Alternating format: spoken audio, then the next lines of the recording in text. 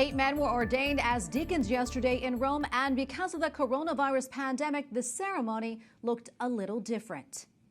The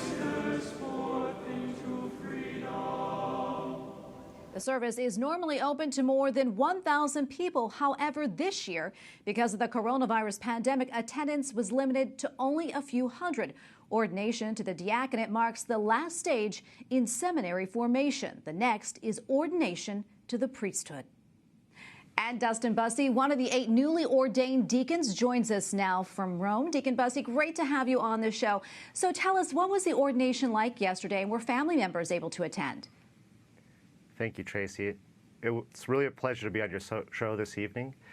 The ordination yesterday was really quite a wonderful experience. It was a culmination of many years of preparation and discernment, and to be together with all the faculty and my friends, my brothers in formation, it was really just a wonderful experience. Unfortunately, due to the COVID pandemic that we're going through right now, so many family members and friends and pilgrims from our home states were not able to join us yesterday. But I was fortunate to have my mother come. She found her way into Europe, and so as a mother, only a mother could. That's wonderful. You mentioned COVID. Speaking of COVID, how different was the service because of that? Yeah, this year was a lot different than what I've experienced in years past. In the past, I've had the opportunity to serve at this ordination mass at St. Peter's. And unfortunately, due to this global pandemic, there were just many precautions that had to be taken this year. As I mentioned before, so many visitors who would typically come to what is generally the largest liturgy that our college holds in the year was limited in number. From last year, where we may have had as many as 1,500 people, guests in attendance and priests and just many people here to celebrate with us and to pray with us on the glorious day of ordination. This year we were limited to under 200 guests, and so largely it was only members within our seminary community, and then just a few guests that happened to be in country that could attend. I know that you're originally from Oregon, but you're in your 3rd year of studying theology in Rome. When exactly did you first know that you had a vocation to the priesthood?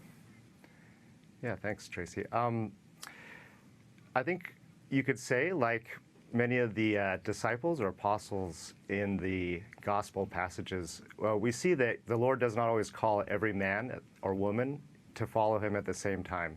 And for me, that calling from the Lord came to me not until I was later in life, until I was in my 30s. What do you think, in your opinion, is the biggest challenge today facing young men in following the vocation?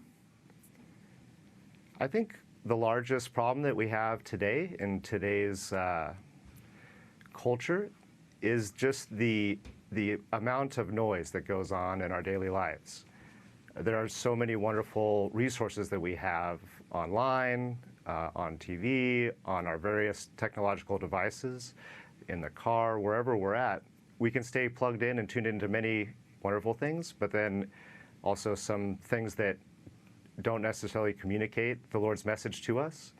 And at the same time, all of these things, whether good or bad, they just create a lot of noise in our lives. And I think to really hear the Lord's call in our heart, it takes time with the Lord, whether it's in the reading of his sacred scripture, his word, or whether it's in front of him in the Blessed Sacrament, praising him at the various liturgies that your local church might have, any of the number of these ways in which we can encounter the Lord in our lives.